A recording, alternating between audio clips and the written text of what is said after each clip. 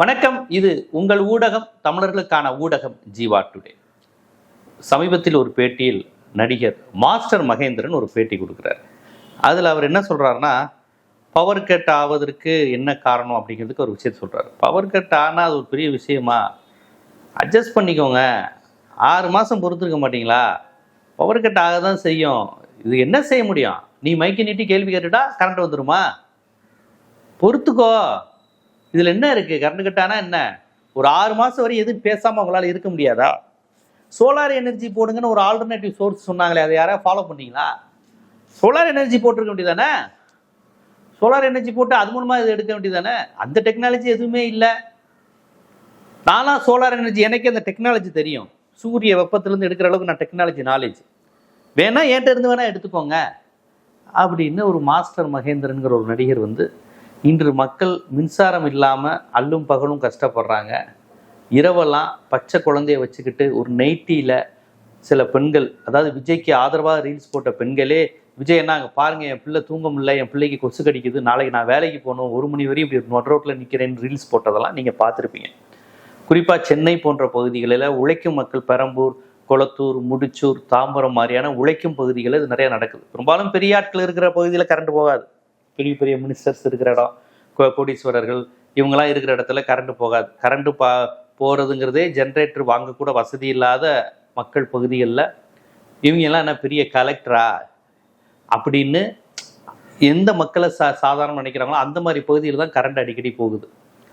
அப்போ இது எப்படி இதை சால்வ் பண்ணுவது அப்படின்னு ஒரு அரசு, நிர்வாகம், அதிகாரிகள், அமைச்சர், முதலமைச்சர் எல்லாரும் யோசிக்கிறது தான் சரியான விஷயமா இருக்கும். கரண்ட் கட் ஆகுது ஏன்? கடந்த கால ஆட்சியில் இருந்த திமுக அதிகாரிகள் வேலை பார்க்குறாங்க. இது முதல்ல சொன்ன உருட்டு. அடுத்து அந்த ஃபியூஸ்க்கு இதே திருடிட்டு போயிடுறாங்க அப்படின்னு. அது பார்த்தா காலையில் திருடுறாங்கன்னு ஒரு சிசிடிவி. காலையில் திருடுனா காலையில் தானே போகணும், எப்படி நைட்டு போகுது அப்படின்னு தெரியல. சரி, அவங்க அப்படி கட்டையை கழட்டிட்டு போயிடுறாங்கன்னா அந்த பகுதி மட்டும் தானே போகணும், தமிழ்நாடு முழுக்க ஏன் போகுது?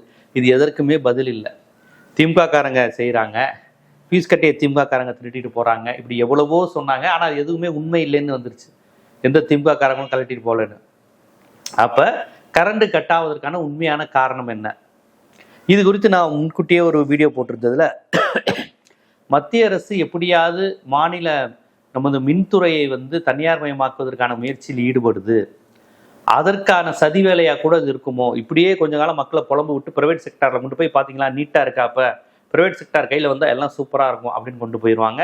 ப்ரைவேட் செக்டாருக்கு போயிட்டா இனிமேல் அந்த துறையில் இடஒதுக்கீடு இருக்காது, சமூக நீதி, எந்த கான்செப்ட், எந்த உரிமை, கோரிக்கை, போனஸ் எதுவுமே, வேலை நிறுத்த உரிமைன்னு எதுவுமே இருக்காது. அப்படி ஒரு அபாயகரமான நிலையை நோக்கி மின்துறை செல்கிறதா, தமிழ்நாடு மின்சார வாரியம் அதை நோக்கி போகிறதா அப்படிங்கிற ஒரு அச்சமும் பதட்டமும் என்னை போன்றவர்களுக்கு இருக்குது. இதை முன்னாள் அமைச்சர் சிவசங்கரும் எழுப்பியிருந்தாங்க.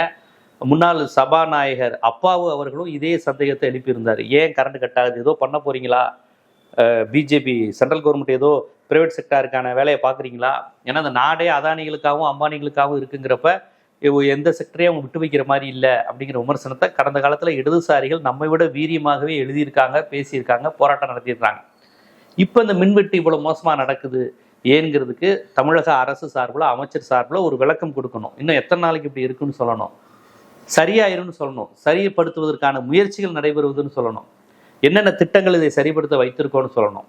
அதுதான் சரியான பதிலாக இருக்குமே ஒழிய இவங்கெல்லாம் நல்லா கவனிச்சு பாருங்க. இந்த மாஸ்டர் மகேந்திரன்லாம் கிட்டத்தட்ட அவர் சொல்ற உடல் மொழியை கவனிச்சிங்களா? ஒரு மக்கள் பிரச்சனையை, ஒரு அரசியல் பிரச்சனையை, ஒரு சாமானியர்கள் கொசுக்கடி வாங்குறான், குழந்தைங்க தூங்க முடியல, பச்சை குழந்தைங்க அழுகுது. இந்த கரண்ட் கட்டுனால ஒரு பாட்டி, ஒரு மூதாட்டி கரண்ட் கட்டில் ஏதோ ஒரு ஆக்சிஜன் சப்ளைல பாட்டி இறந்துட்டாங்கன்னு நேற்று ஒரு செய்தி வந்தது.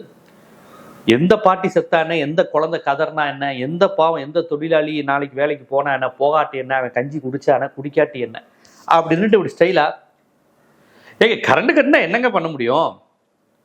கரண்ட் ஒரு 6 மாதத்துக்கு சும்மா இருங்களேங்க இப்படிங்கிற ஒரு பாடி லாங்குவேஜில் பேசுகிறார் இந்த மாஸ்டர் மகேந்திரன் அவர்கள். இதற்கு முன்பு ஏதாவது ஒரு அரசியல் பிரச்சனையை பேசியிருக்காரா? ஏதாவது சமூகம் சார்ந்த பிரச்சனை குறித்து கருத்து சொல்லியிருக்காரா? இல்லை அப்படி ஏதாவது சமூகம் சார்ந்து முற்போக்கான திரைப்படங்கள்லையா நடிச்சிருக்காரான்னு கூட எனக்கு தெரியல. குட்டி பையனா வந்தார், இந்த நாட்டாமையில் இந்த அக்கா போச்சு, இந்த மாமா தூக்கிட்டு போச்சு, ஜாக்கெட்லாம் கிழிஞ்சிச்சு, வாழ்க்கையே போச்சுன்னு சொல்லிச்சு அப்படின்னாரு. அந்த டைலாக் பேசுன தம்பி தானே. ஏன்னா இப்போ ஒரு 35-36 வயசு இருக்குமா? இப்போ அந்த படத்தில் ஒரு 5-6 வயசுனா இப்போ படம் வந்து இப்போ 35-36 வயசு இருக்குன்னு நினைக்கிறேன். இத்தனை வருஷம் நீங்கள் இருந்துட்டீங்க. இப்போ நீங்கள் மாஸ்டர்லாம் கிடையாது. இளைஞர் வயசு நல்லாவே ஆயிடுச்சு உங்களுக்கு. 25-26 35-36 ஆயிடுச்சு. பட வாய்ப்புகள் எதுவும் உங்களுக்கு ஒழுங்காக வரல. ஒரு படத்தில் கூட ஹீரோவாக நடிக்க முடியல.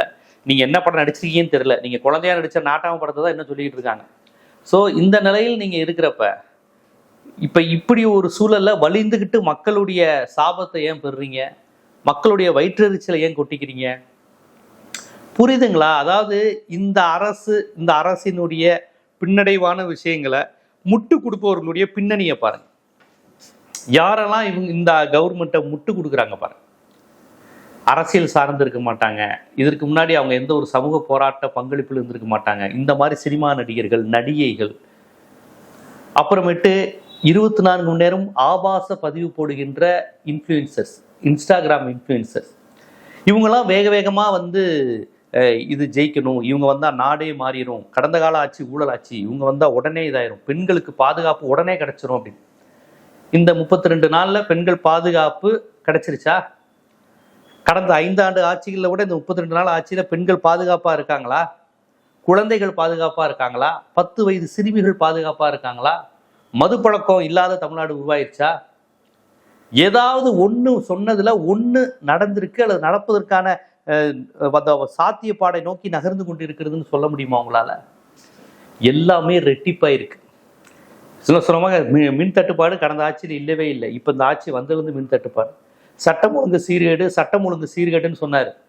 முதலமைச்சராக இருந்த ஸ்டாலின் டெல்லிக்கு போனப்பெல்லாம் மண்டியிட போறீங்களா, வெள்ளை கூட காமிக்க போறீங்களா, அங்கே போய்கிட்டு இல்லை பயந்துட்டு வரீங்களா, முன்வரிசையில் உட்காந்து உங்களுக்கு சலுகை கொடுத்தாங்களா, மோடியோட உறவா அப்படின்னாங்க. இவரும் மோடியோட போய் நல்லா தான் பேசிட்டு வர்றாரு.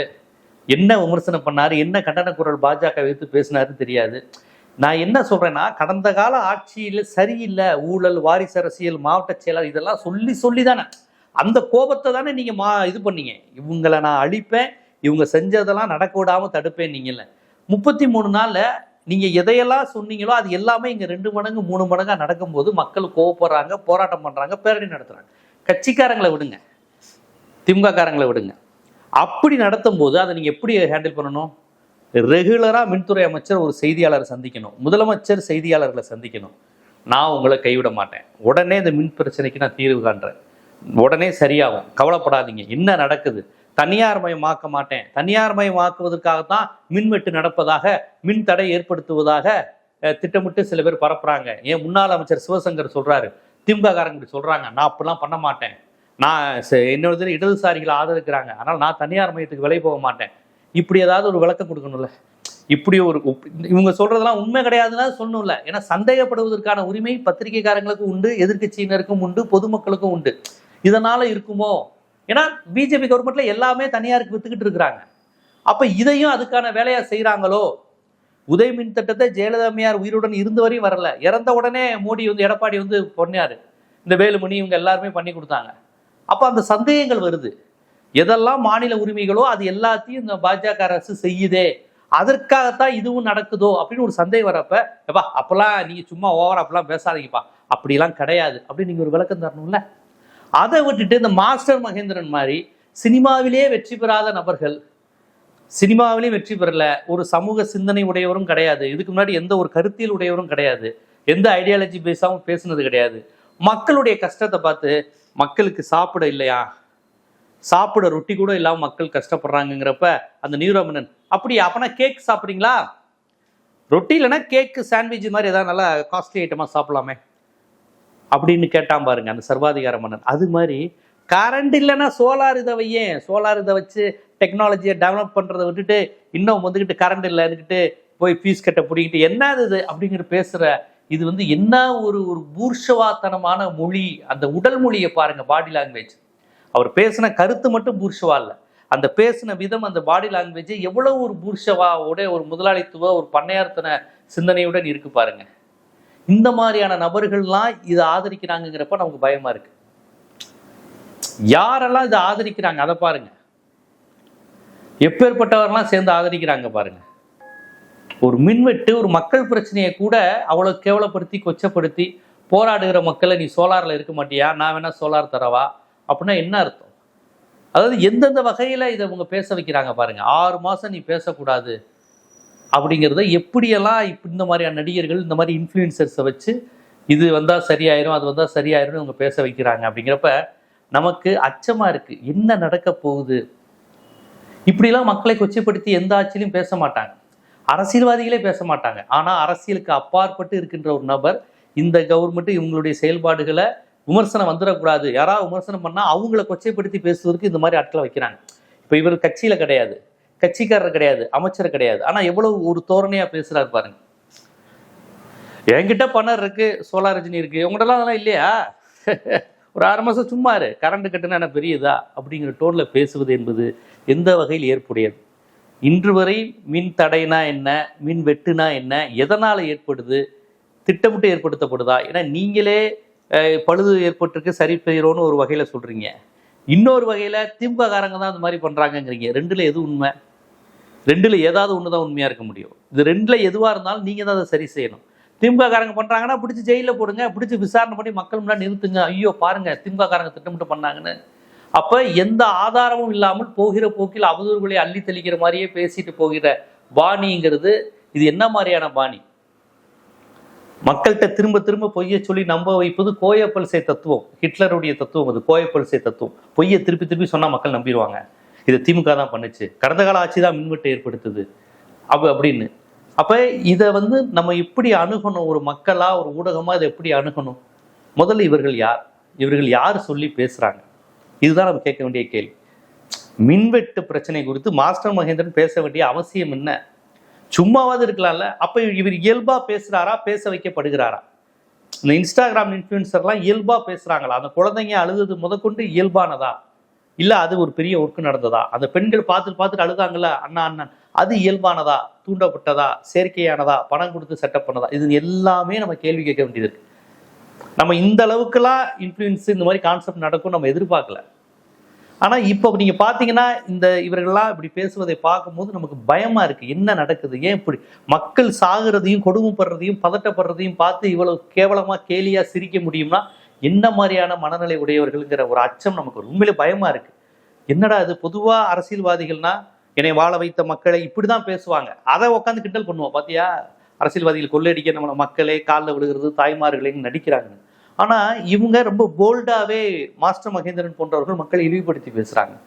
இது நாம் எப்படி புரிந்து கொள்வது? இதற்கு நேரடியான பதில் யார்கிட்ட இருந்து வரும்? முதலமைச்சர் இருந்து வருமா, மின்துறை அமைச்சர் இருந்து வருமா? யார் இதுக்கு நமக்கு பதில் சொல்வா? இதெல்லாம் தெரியல. ஆனால் மாஸ்டர் மகேந்திரன் போன்றவர்கள் இந்த அரசை காப்பாற்றும் விதமாக அலட்சியமாகவும் இவ்வளவு மோசமாகவும் மக்களை கொச்சைப்படுத்தி பேசி வராங்கன்னா இதன் பின்னணியில் என்ன இருக்கு அப்படிங்கிற சந்தேகம் இருக்கு. என்னெல்லாம் இருக்க வாய்ப்பு இருக்குங்கிறத நீங்களும் பின்னோட்டத்தில் போடுங்க. ரொம்ப கவலையா இருக்கு. இதை எப்படி நம்ம சரி செய்ய போறோம்? கேள்வி கேட்டா நம்மளே இழிவுபடுத்தி பதில்கள் வருதுன்னா இதை நம்ம எப்படி புரிஞ்சுக்கிறது? ஒன்றும் தெரியல எனக்கு. இது போன்ற அரசியல், சமூகம், சினிமா, பொருளாதாரம், சட்டம் போன்ற பல்வேறு விழிப்புணர்வு காணொளிகள் உங்களை சேர்வதற்கு ஜீவா டுடே சேனலை சப்ஸ்கிரைப் பண்ணுங்க, ஆதரவு தாங்க. நன்றி.